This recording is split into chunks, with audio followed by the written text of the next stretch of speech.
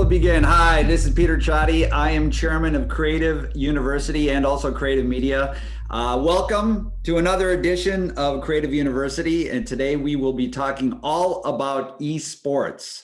So this will be all about esports. And we have a great guest today. We have a guest. His name is Scott Rupp. He's a founding general partner of Bitkraft Ventures. Scott, not yet. But it's great to see you. It's great to see you. Scott will be taking us through everything. But I want to give a little context. First of all, we will ask Scott why he chose the Doors song Peace Frog. He stumped me on that one. So we'll ask him about that. I want to welcome a couple people from outside the United States who are planning to attend. Magnus from Copenhagen, Cyril from Berlin, and Josh from Chicago. You had asked whether we will be recording this session. Yes, we are recording this session. We'll make it available on the Creative University website. Just go to CREATV, like you see up there, .media, M-E-D-I-A. You'll find the link to Creative University in the upper right-hand side. Lots of information, all the videos from the previous sessions, which are great sessions. And when we talk about esports today, the reason why this is important to everybody to understand is that esports is not just something that you should understand if you're interested in esports and games. It's a very hot major entertainment sector that is already multi-billion dollars. Scott will talk more about it, but one of the things we talk about at Creative University is that it's important to have a broad swath, an understanding of a wide array of sectors in the entertainment business. So video, music, esports, immersive entertainment, live, all kinds of things. It's really important, especially now. So with that, I would like to introduce my guest for today, Scott Rupp of Bitkraft Ventures. So Scott, feel free to, there he is. Hey, Peter, good to see you. Scott Rupp, founding general partner of Bitkraft Ventures, like I said. I've known Scott welcome Scott to this session. I've known Scott now for, I don't know, quite some time.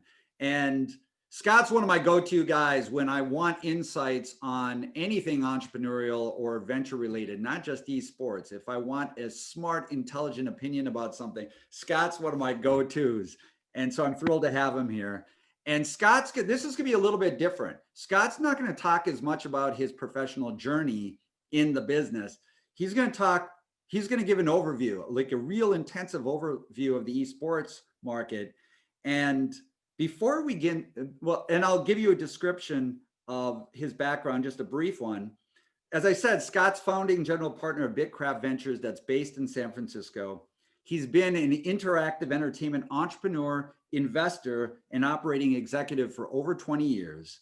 Prior to Bitkraft, Scott served as USA Managing Director for Modern Times Group, which was a global leader in games and esports, where he led their venture fund and also US expansion. And before that, Scott held co-founder and CEO roles at influencer marketing and digital companies like Digital Artists and Icebox, and was an early leader in the US online gaming industry as SVP of corporate development for Gazillion.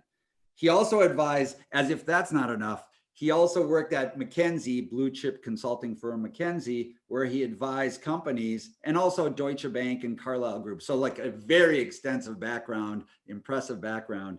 And I must mention, he has an MBA from Kellogg and an MPA from Harvard too. So quite an accomplished guy, Scott.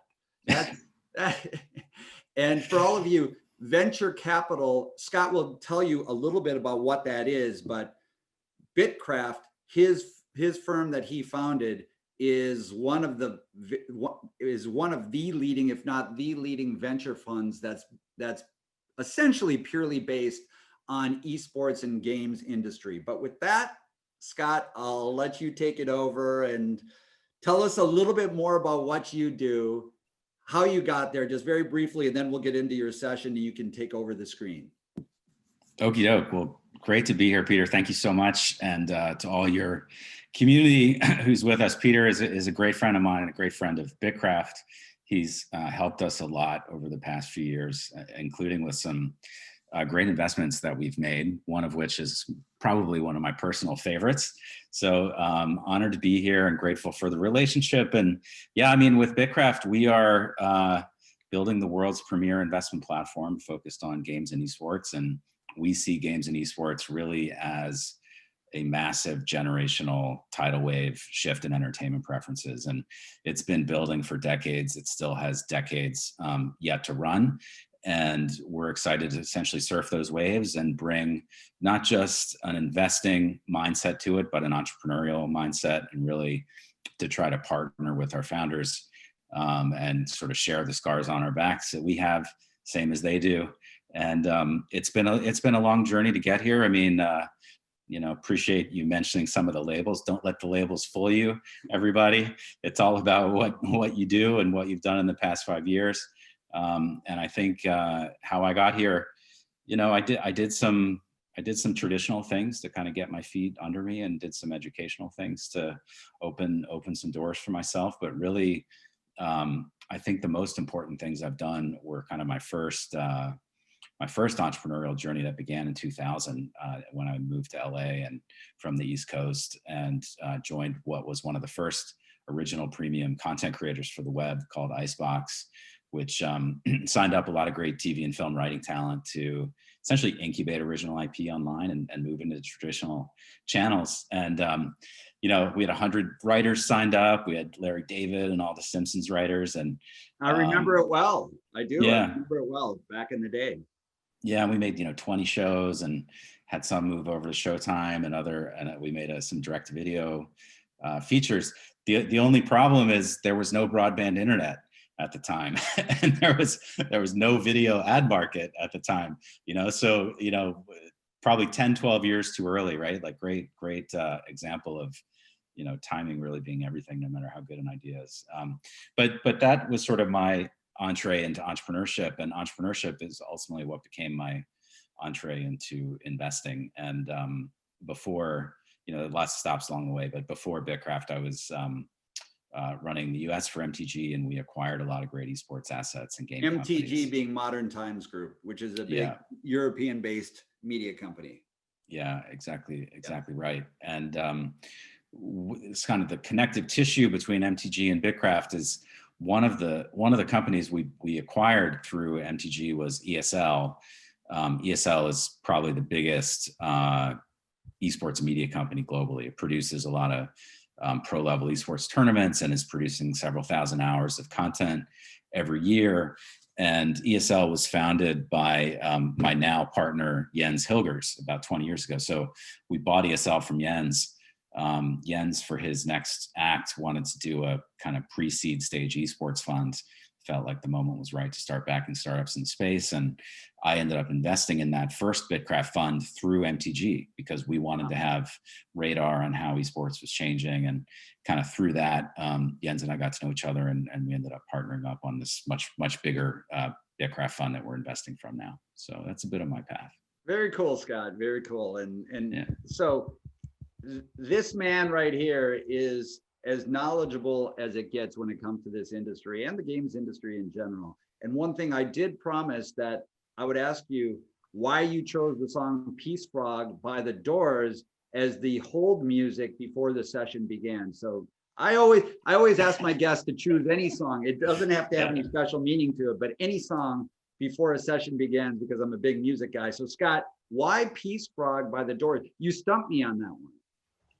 Yeah, the reason I picked that one, so we're doing Creative University, right? So I started thinking college, and when I was in college, we would road trip a lot. I went to Dartmouth up in New Hampshire, which amazing place to go to school, but there's literally nothing around there. So we would do a lot of road trips. We'd go down to Boston or go to other schools, and the song that we always played when we pulled into town was Peace Frog. And it was sort of like we're here, like, let's go, let's have a great time. It was sort of like the high energy amp up song. So that was the frame of mind I wanted to get into for today. That was I would imagine that frame of mind gets you into some interesting frames of mind when you go into school, which is what school it's all fun, it's all games. But anyhow, speaking of games, So why don't we get into it, because you have a lot of ground to cover. And everybody, if you do have questions throughout the session, feel free to ask either in the Q&A or the chat down below at the bottom of your Zoom, and we will get to those at the end. But we'll let Scott start and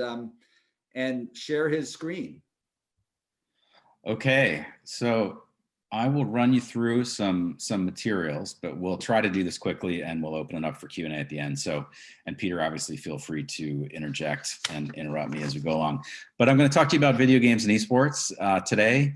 And I'm going to give you a view kind of both at the macro industry level and also at the company level to try to sort of make it more specific how these companies function and how big they are and what their business models are. So brief background, we touched on Bitkraft. We're kind of dedicated early stage investors in games and esports. The important point here is we have 50 investments across our 2 funds at the moment. And so those tentacles are really giving us wide reach across the entire ecosystem and pretty much every part of it, including at the kind of front end of where innovation is happening. And hopefully today I can share some of that perspective with you, as I said, both at the macro and the micro level. And we'll talk a little bit at the end about sort of what's coming next and where this is all going. So let's start with the industry view. And, you know, I think it's always important to kind of ground yourself a little bit in history and where did this all begin? I think, you know, esports is sort of like the topic du jour in the mainstream media. And I think everybody's perception is that esports is new. It isn't. Esports is not a new thing. It actually started back in the 70s, and it started in the US, not in Asia. You know, everybody assumes this began in Korea. But this is version 1.0 of esports. This is arcades.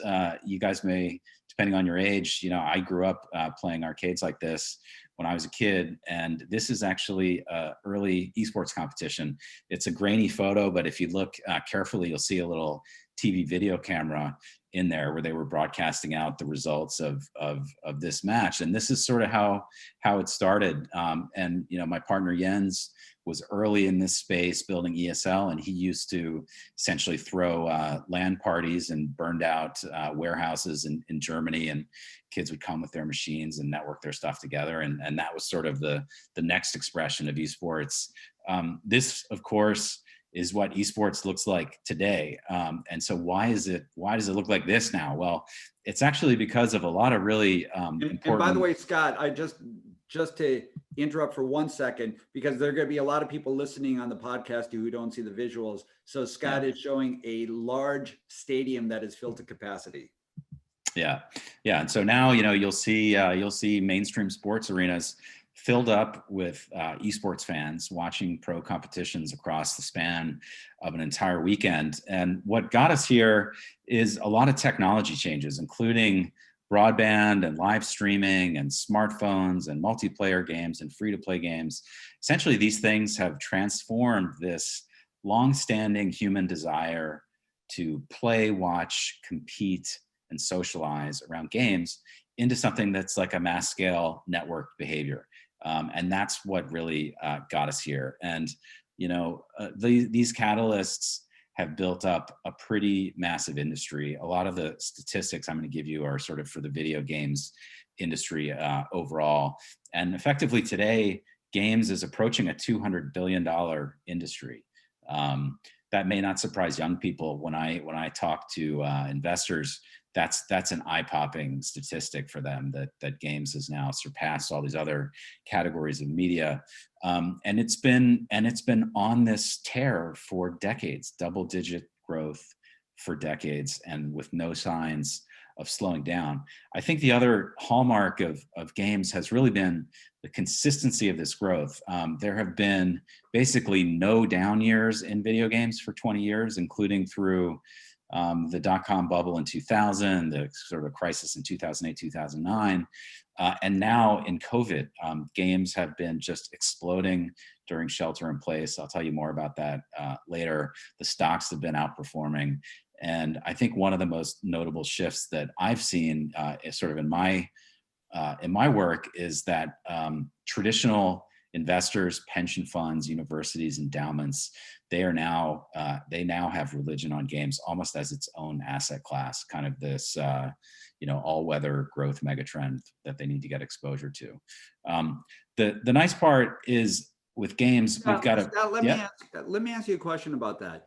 Do you believe that most people in the media and entertainment space, and I'll say that in a broad swath, but executives across large media companies understand how significant the games market is and the kind of the related esports market?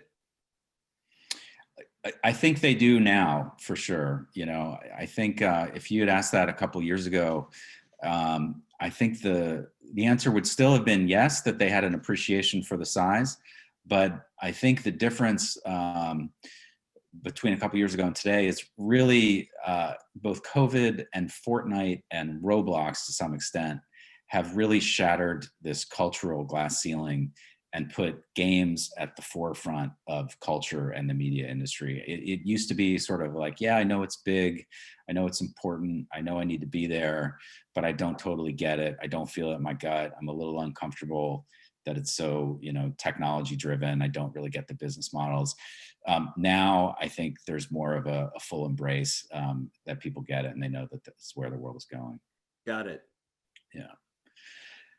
So, we've got a big base we're operating on today, close to 3 billion gamers. The nice part is it's still very early, right? Like, what is driving the growth of gaming? It's really demographics. And today, we talk about digital natives, Gen Z and millennials. That's sort of almost half of the population. And their first preference in entertainment is games and interactivity. And as you just roll forward demographics, pretty soon, 100% of people are going to prefer games and interactive experiences. And I think there's going to be continued challenges to more passive linear entertainment. Every other metric that we look at besides just the growth in gamers themselves, time spent is up significantly, spending is up significantly, and really games are becoming social networks, not just places for entertainment. Again, like, let's calibrate, like, how big is this relative to other segments of entertainment? You can look at things like viewership of gaming content on YouTube or the size of the audience on Twitch. And those numbers are actually bigger than sort of Netflix and Spotify subscribers, right? And I think these stats are a little bit dated, but I think the relative position of the two fan bases is pretty important to get. And if you look also at sort of viewership of traditional sports, this is the image on the right. Esports events are getting bigger viewership than sort of all of the traditional sports in the US except the NFL. So already pretty massive scale there. I want to ask you one question about that too. If you can go back to that slide on the major sports leagues, because they are declining. NFL is slightly rising, it looks like, but nonetheless, I know that just from some insiders, obviously they are concerned about younger generations and how they're going to be able to hold on to them because, as you said, it's more passive, it's less relatable in many ways because it's the NFL players are not something that most people can be aspirational to, whereas a gamer is a little bit different than that. Do you see that the major sports leagues have transformed or are in the midst of transforming their experiences a bit as a result of the threat of esports, or I guess it's the threat or the opportunity they believe to be a little bit more gamer focused? Yeah, I mean, they certainly are focused on it, I think, in a lot of different ways. I mean, you see a lot of the traditional sports owners investing in esports teams, right? Like that's sort of their hedge on this shift. I think more specific to the brands that they already have, a lot of the traditional sports leagues are kind of out front on experimentation with interactivity, right? It's sort of like how do you take a Twitch-like experience and apply it to a live sports broadcast? I think part of the interest in betting is about that too. It's like another layer of interactivity, another reason to watch and to have higher levels of engagement. I think the other just fundamental challenge that the traditional sports has is, a young person might be interested in football or NBA, but they may not want to sit down and watch it for 2 hours. You know, they may just be consuming the highlights, or they may be sort of doing it as a second screen experience. And I think just sort of being smart about how you repackage sports is also going to be key to kind of keeping that audience. Yeah. Got it. Yeah. Yep. So, you know, we touched on this, like really interesting kind of cultural crossovers happening all across games right now, right? Like we saw Nike launching shoes in Fortnite. We saw Marvel and other film companies launching their film campaigns in Fortnite. And one of the ones that I just find so cool is these original songs that Riot is doing. This one was KDA. It's sort of essentially a music video featuring virtual performers based on their game characters, powered by, you know, some K-pop bands doing the vocals. And this became a #1 song on the charts, and I think it's done, you know, close to 500 million views. So games and music is an area of particular interest to us, where we're kind of seeing games leading the way on other forms of culture. By the way, I want to touch upon that a little bit too, and maybe Scott, you're going to get into this a little bit more, but perhaps not. Obviously, in the music side, speaking of music, I agree. The marriage of the integration of music into any type of content, obviously, you see it in video and movies, television, forever. But music is so integral to the games experience, the esports experience, and increasingly so. So you've seen things like the grand experiments of Marshmello about a year ago, holding a Fortnite concert, essentially, a Fortnite event. That was a live, it was a live experience, but then it was available on demand. And then you saw Travis Scott earlier this year had a massive one that was seen something like over 30 million times. And it was the talk of the globe in the media and entertainment space. And so that kind of experimentation and innovation by musicians, understanding the opportunity to reach these fans where they are in a new kind of innovative way. And so those are just a couple experiments that are going on and very successful in the early days with musicians and getting into this world. And if you could touch upon that a little bit more just before you move on, in terms of, because there may be some musicians on the line or those in the music industry, how should they be thinking about the esports opportunity and integration? Yeah, 100%. I mean, you know, just I think as an artist or a performer, right? Like I would just be thinking, where's the scale? Well, the scale is in the games, right? And where's the engagement? It's in the game. So why not touch your fans where they are, right? And that's what Fortnite allows you to do. I think if your audience skews a little younger, like Roblox is a great place to explore as well.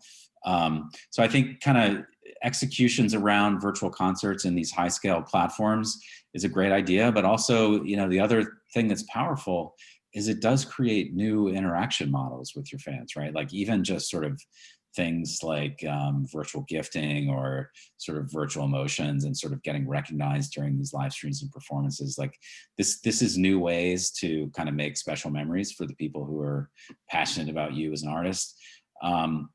So I would be thinking there, you know, I think there's a lot of opportunity also to integrate your music in games, you know, so not necessarily a performance, but why not have personalized music experiences during your gameplay sessions, you know, where maybe the sort of the soundtrack of your game can become something much better than, you know, just kind of automated background music that game companies typically embed.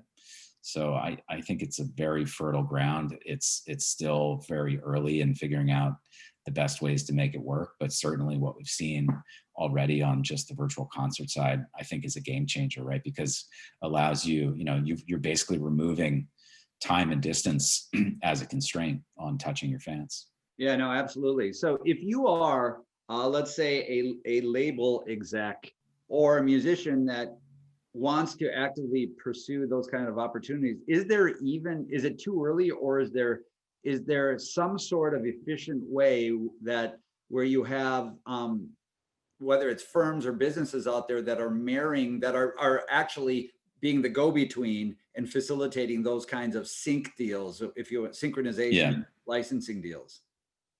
Yeah, I mean, so I think there's a big opportunity there. Okay. You know, like if you know, I think most of the deals for concerts with Fortnite, you know, those have been pretty direct deals between the artist and Epic. And I think Epic did a lot of the work on how those got executed. I think for a platform like Roblox, which, you know, they've been doing some fairly simple executions of essentially like integrating video feeds of music artists into the platform. I think they're going to be doing things that are a bit more sophisticated over time. And I think the Roblox company mindset is more one of an open platform, right? And so I think that's where a third party could come in and help some of these artists to execute on Roblox. Like, how do you link up music and animations? How do you create monetization loops around these performances? How do you handle essentially customer interactions, right? It's not like the sexiest type of business. It's more of a sort of services and execution business. How do you build up virtual venues for an artist inside of Roblox? I think there's a real need for that at the moment, and it'll be cool to see somebody step into that spot. Yeah, look, I believe that that's a massive opportunity for the music industry to do much more into integrating into the esports world and the games world in general. Yep. But anyhow. 100%. Yeah. Okay, so cool. Thanks for jumping in with these questions, Peter. These are great.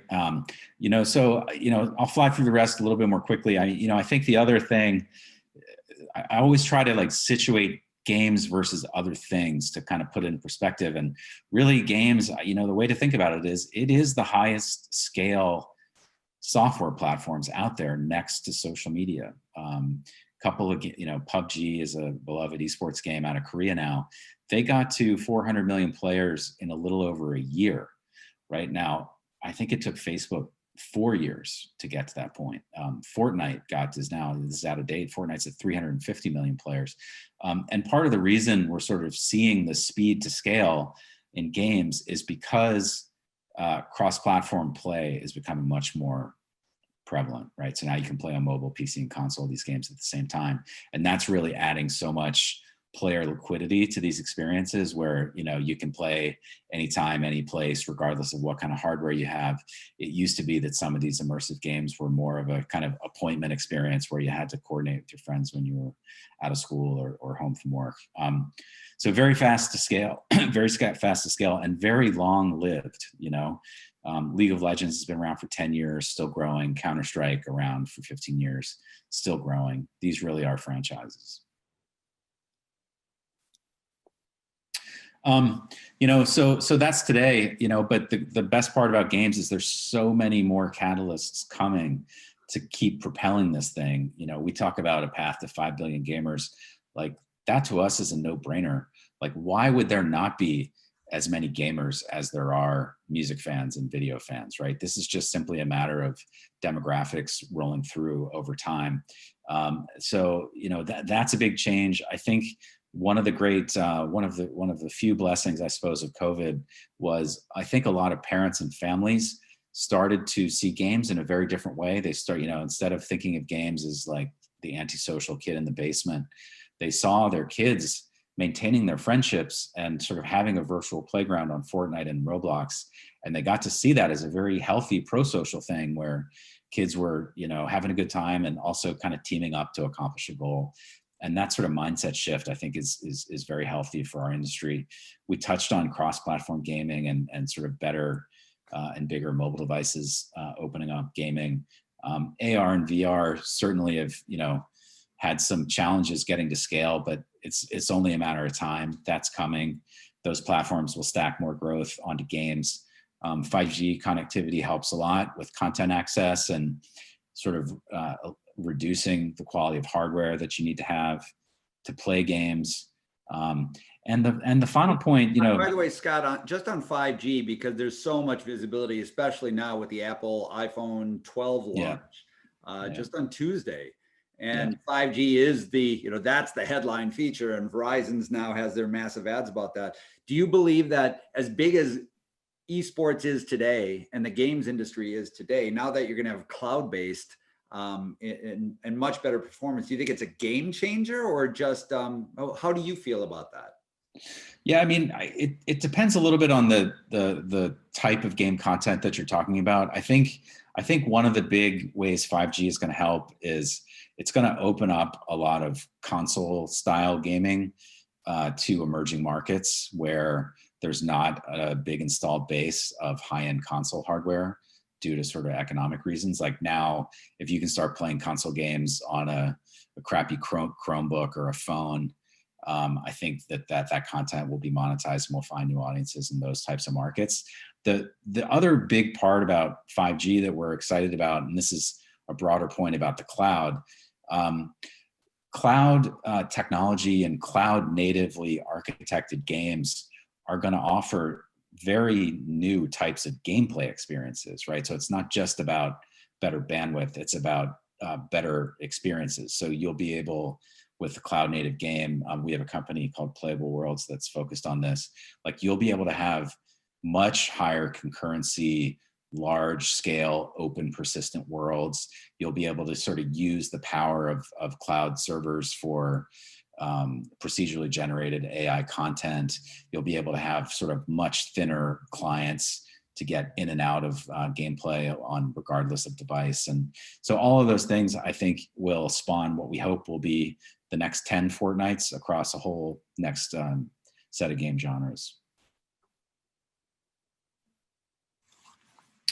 And finally for us, the other part that's so exciting, we sort of see as VCs, we sort of feel like we're in this golden human capital moment where a lot of the best talented game designers and creators are spinning out of companies like Riot and Blizzard and King to do startups. And so it's just a great opportunity to get behind them and support them realizing those visions.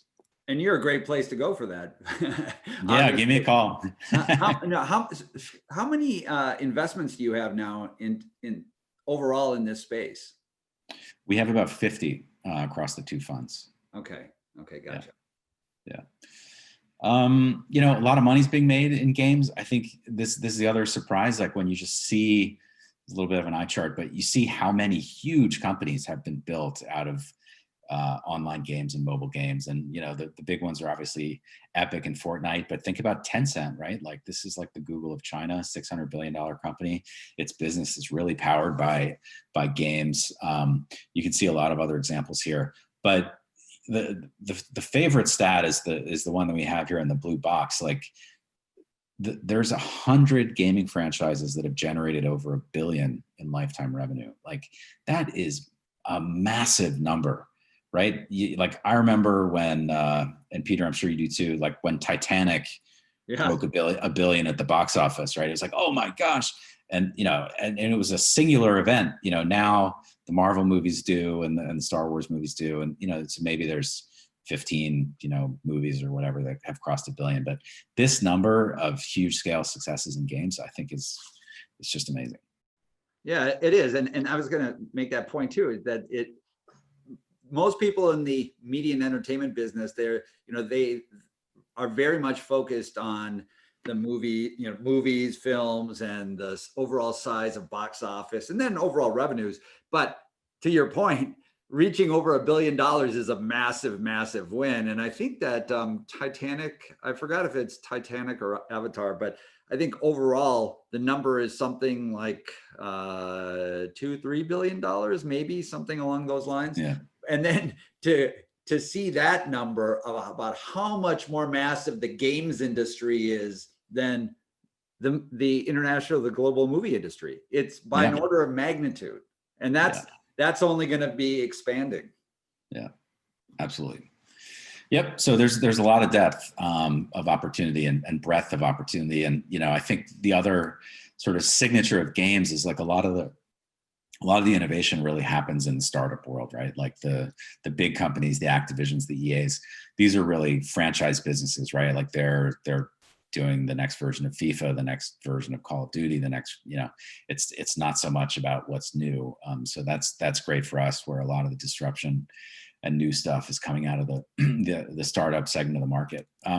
So how do you, Scott, just as a venture capitalist, with all that activity is going on, and there are, so many companies that are coming, looking for you and asking for capital, how do you make your decisions on which ones are worthy and which ones you will place your bets in? Yeah, I mean, our assessment really is pretty simple and straightforward, right? Like, we're very focused on team. We're looking for kind of standout entrepreneurs, ideally second or third time founders who have done it before, with a big vision and the ability to attract very strong teams around them. That's probably our most important assessment, because we're investing early. So a lot of what you're betting on is team. Yeah. The second thing we look a lot at is just like it's market, right? Like, what's the subsegment of games where they're playing? Do we think there's an interesting opportunity there? Is there interesting sort of moment in time opportunity? Is the timing good? Is there something, structural about the segment or the economics of it that make it appealing? We spend a lot of time looking at products and technology and assessing those things. And we look for durable edges and durable advantages, right? So it's not rocket science, but sort of finding the opportunity that sort of comes out, top of the heap on all of those things is the hard part, sort of checking all four of those boxes.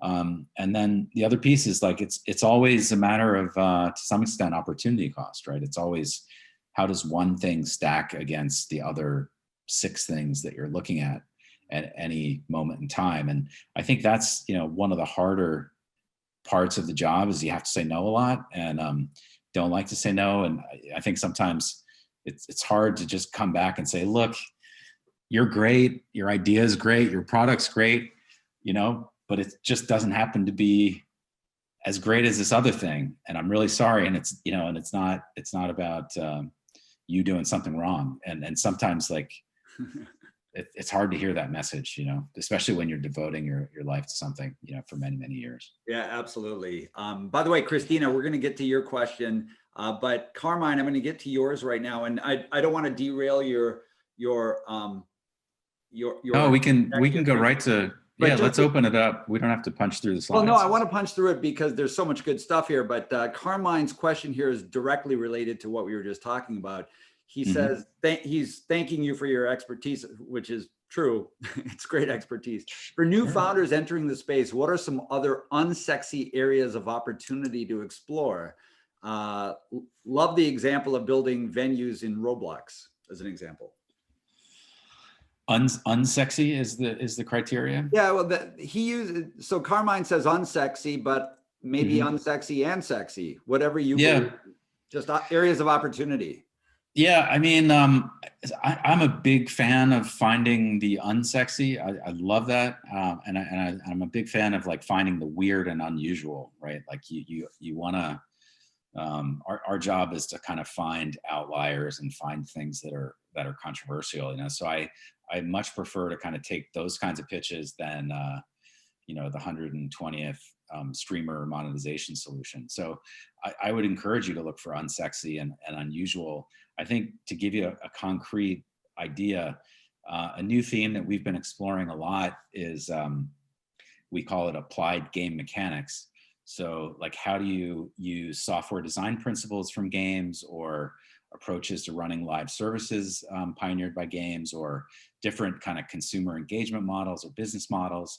How can you apply those things to other industries, right? And create opportunities using a new approach. So think about, like, education, right? What can you do gamifying education or language learning, or applying those principles to health and fitness, or even investing? Or you could even, if you want to get, like, really unsexy, like, what about recruiting or HR or sort of enterprise use cases? And I think there's so much opportunity there. These are massive, massive categories that generally haven't been super innovative and haven't done much yet with a lot of the wisdom that's that's there inside of games. And I think there's tons of fertile ground there. By the way, just I do want to touch upon, because you mentioned like the economics and monetization. I want to touch upon that a little bit too. And just to borrow what you were saying, a lot of the other sectors of the industry, whether it's the music, I'll take the music space again, where you look at the free to play business model for games, that pull people in, and then you get people excited where you can make your micro purchases, right? Micro transactions.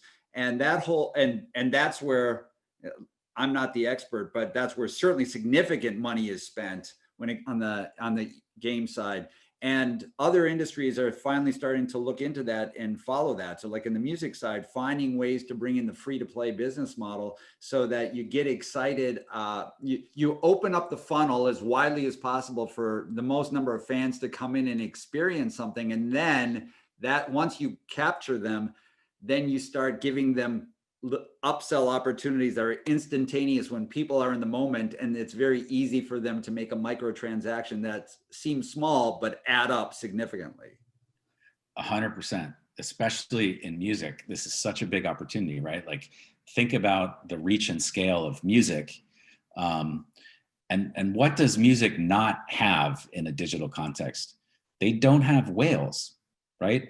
The games business is built on whales, like people who spend that small percentage that spend a fortune on free-to-play games. With music, you don't really have that, right? You have your sort of your very economical single price Spotify subscription, but there aren't ways to tap into that passion of a deep hyper spender. Those, I guess your whales are people who go to live concerts and pay for premium experiences, but there's no reason you can't figure that out from a product perspective for digital music experiences as well. Yeah, absolutely. I mean, just imagine, and I'm making this up, but like Travis Scott, let's say you're a fan of Travis Scott, you're listening to Travis Scott's music, and you have an opportunity within your Spotify playlist to immediately pay for some special benefit right then and there in the moment, whatever that may be. It may be a virtual ticket to an exclusive Fortnite event or something like that.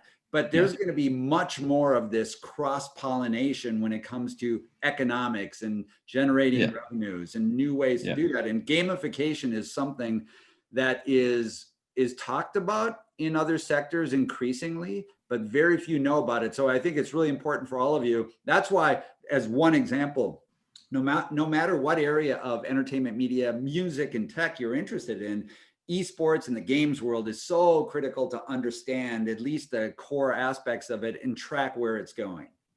Yeah, I mean, the way we really think about it is esports is kind of just, it's the tip of the spear on change in entertainment, right? Like this is where sort of the new user experiences and business models are really being pioneered, and they are going to fan out and impact other sectors, and like Asia led the way on business model innovation in games. Now Asia is leading the way on sort of business model innovation in music, right? Like, look closely at what Tencent Music is doing, right? It's totally different than what's happening on Spotify, right? Like Spotify, by comparison to what Tencent is doing, is not social and not interactive at all. And what's happening in games is gonna ripple through and change music here in the West over time too. Yeah, and by the way, and you may still be getting into it, but how should brands and marketers think about the esports world and integrating in an elegant way, rather than just with a hammer, where something like in a game, let's say in a game, you have some blatant marquee brand name, but what are some of the things you're seeing, and how should a branding specialist, a marketing specialist think about this overall space? Yeah, I mean, it's one of our core kind of theses, right? And it's not a particularly insightful one, but like we've seen this 1,000 times across every category of media. The brand dollars will follow the audience, and they're often very slow. But then it reaches a tipping point, and when it tips, like the budget shift becomes massive. At brand dollars in games, it's still such early days. Like there's a big ad market in mobile games, but it's really all kind of app install ads and kind of intrusive, crappy ad executions that irritate people, and it's not non-endemic brands. So it's so wide open. One of the investments we're most excited about we did is a company called Anzu, which is essentially a platform for brands to run immersive campaigns in AAA PC and console games. And they'll take your creative, they'll optimize it for 3D immersive worlds and flight your campaign and target it the same way you do Facebook, and report back on viewability tracking and make sure sort of all the brand safety objectives you have are being minded. And that to us is sort of the obvious immediate opportunity for brands, because then you can integrate across these environments at scale on a sort of sustained, measurable, repeatable way. And I think the key is to do it authentically. That's sort of table stakes now for every type of marketing. I think no consumer will tolerate anything else at this point. So it's really about being clever in how you do it and how you execute and where you execute. But that's part of the kind of service offering of Anzu as well. Yeah, no, absolutely. Look, as a brand or a marketer, you'll have a step ahead just soaking this up and really thinking about it, because when you think about what the ultimate goal is, to really reach consumers where they are, you look at the size of this industry, it's deeply underappreciated by the marketers out there who are just starting to experiment in that space. Yeah, 100%. Absolutely. So, I think I'm just mindful of time here, Peter. Maybe we should just do some more Q&A if you like. I mean, I think some of these points we've touched on. I mean, basically capital markets are wide open for games. There's more and more asset buyers coming in. Games have been crushing it in COVID. The stocks are doing great. I think this one is sort of an interesting. Scott, I'm going to ask you about just COVID because it's so timely. Yep. Their games are not surprisingly crushing it in COVID. Do you think that there's going to be a drop off after COVID, or do you think that it's now the industry has experienced a significant rate of change upward, and that will stay where it is and grow from there? Yeah, it's a great question, and that's exactly what this research report here was trying to get at. So this is data. This is data from Activate Consulting, which is Michael Wolf's firm. He was the head of the media practice for McKinsey, where I was for a number of years, and he was the head of MTV, president of MTV. They did this consumer survey and said, hey, gaming's up 40% during COVID. Where do you think your gameplay is going to be after COVID when it gets normal? And people said, I'm still going to be up 15% versus where I was pre-COVID. So I think, this is one data point pointing to some lasting benefits. And I think, why would that be the case? Well, one, you had a lot of people trying games who weren't necessarily gamers pre-COVID, and they liked it. There's some great statistics about the composition of esports viewership during COVID. And I forgot the numbers, but it was something on the order of 30-35% of esports viewers during COVID were new viewers. So I think what COVID has done is it's been a rare time for people to experiment with new types of entertainment and discover new types of entertainment and to try things that they might not have otherwise. And I think it's going to stick. It's going to stick a little bit. Yeah, I agree. Yeah. So, I think maybe we pause there. I think that's kind of the sector stuff I wanted to share with everybody. And, just to summarize, this is a massive global growing thing with low correlation with the macroeconomy. It's still early. We have a lot of catalysts coming. Technology only sort of stacks new revenue streams. Sorry, because I'm confused by that. What do you mean by low correlation with the regular economy? The games do well in good times and in bad. Okay. Keeps growing. It's sort of like the economic value of games is so high. If you kind of pencil out the math on dollar per entertainment time, sort of the value of gaming is really, really compelling. And that's why when you go through an economic downturn or crisis, people tend to stay home. They don't go out as much. They don't spend as much on going out to eat, but they spend a bit more on gaming. They stay home and they play games because the value is there. Yeah. Yeah. Got it. Any other? Yeah. So Any other yes. points on that, Scott? I do have another question from somebody who's offline who sent it in advance.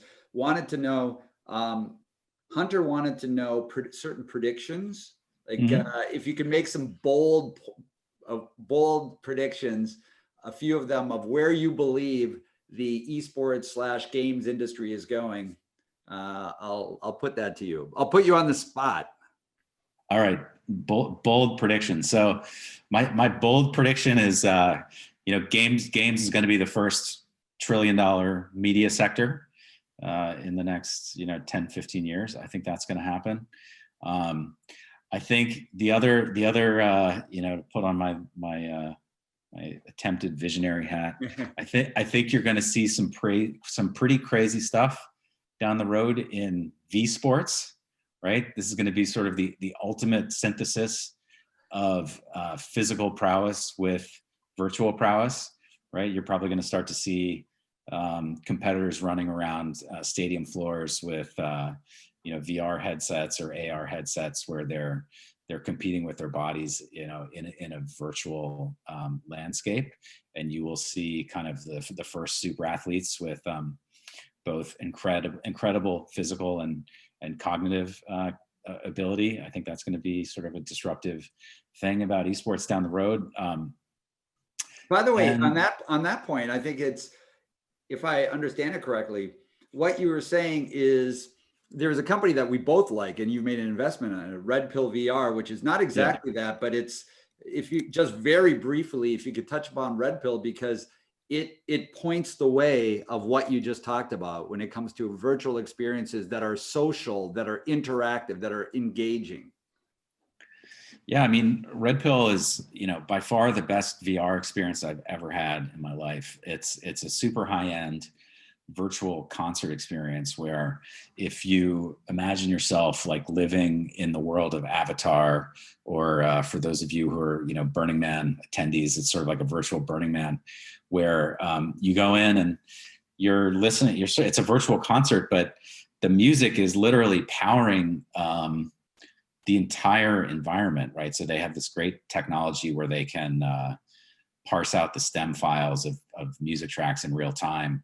And with that, they can essentially visualize music, right? So they can take out the melody and have a sort of pulsing orb that's the melody, and have another one that's like the percussion, and the other one that's like the vocal. And you, as the kind of person immersed in this environment, you can then remix the music. You can swipe away the melody and take it out of the track, or you can stretch out the bass and change how it sounds. And it's sort of like, imagine that Tom Cruise Minority Report interface to remix music. It's to me, it's exactly what VR should be doing, and why I think VR hasn't taken off. It's got to be coming up with its own unique use cases that you can only do and enjoy in that medium, right? Like, you can't just do these kind of straight translations of games or videos or stories. You got to take it to the next level, and that's what Red Pill's doing, and they're going the other way and figuring out how to broadcast out into 2D into games as well. But a great example of sort of this, we call it synthetic realities, kind of this immersion in the virtual and the physical. Yeah, no, it's a really cool company. So you guys should check it out, Red Pill VR. We only have a couple minutes, so I'm going to get to Christina's question. What resources are best to learn more about esports for those who want to in the games industry in general? There's so much great content out there. I for the business end of things, my go-to is podcasts. That's where you can really get, I think, some of the deepest, most sophisticated insights. And there's a bunch of great game developer podcasts out there. You can go to Bitkraft, our website. We've got some stuff we shared from our annual summits, like interviews with the founder of Blizzard, founder of Riot, a guy named Raf Koster, sort of legendary game designer. And then there's a bunch of great gaming blogs and some really excellent trade publications, whether things like VentureBeat or Games Industry Biz or others. So there's a lot. Just do some Googling. Excellent. So Scott, any final words before we end this session? This is a fantastic industry to get into. I've been in it for a long time. It never gets boring. It's so dynamic and so fresh. it's always great to, orient your career somewhere where there's tailwinds. And if you're somebody who loves the fusion of creative and technology and international communities and low egos, I think that's one of the other sort of nuances to games relative to other forms of entertainment. Like, there are some great people, and it's a very cozy, warm, enjoyable place to build your career. So highly encourage you to get in there and go after it. No, excellent. And I too, I'm always learning more and more, and I learned so much just from listening to Scott. And Scott, you're a great resource and a really good guy. Knows this stuff deeper than just about anybody. I encourage you to do that, to go to the big Bitkraft Ventures site. You'll get a lot of information there too. If you are interested to learn more, and Scott, maybe you can make the deck available in some way. People can reach out to me at peter@creative.media or Luisa, Luisa @creative.media, and can get and request this deck, and we can share it with you. But yeah, Scott, my email's here too if you want. Okay, Scott at bitkraft.vc. Yeah, that's the best way. Go to the source. Go directly to the source. But yeah. Scott, listen, this was great. I really appreciate it. Thank you. I will continue to tap your great brain for ideas and thoughts and feedback, not only on esports, but other things. But thank you for being part of Creative University. It's and for everybody out there, this will be available on the YouTube channel for Creative University. And like I said before, it's also going to be made available in podcast form on my new Fearless Media podcast. So with that. Thank you, Peter. Great to be with you. Really appreciate it. Enjoyed it. Have a great day. Good to see you. Thanks, everybody. Take care.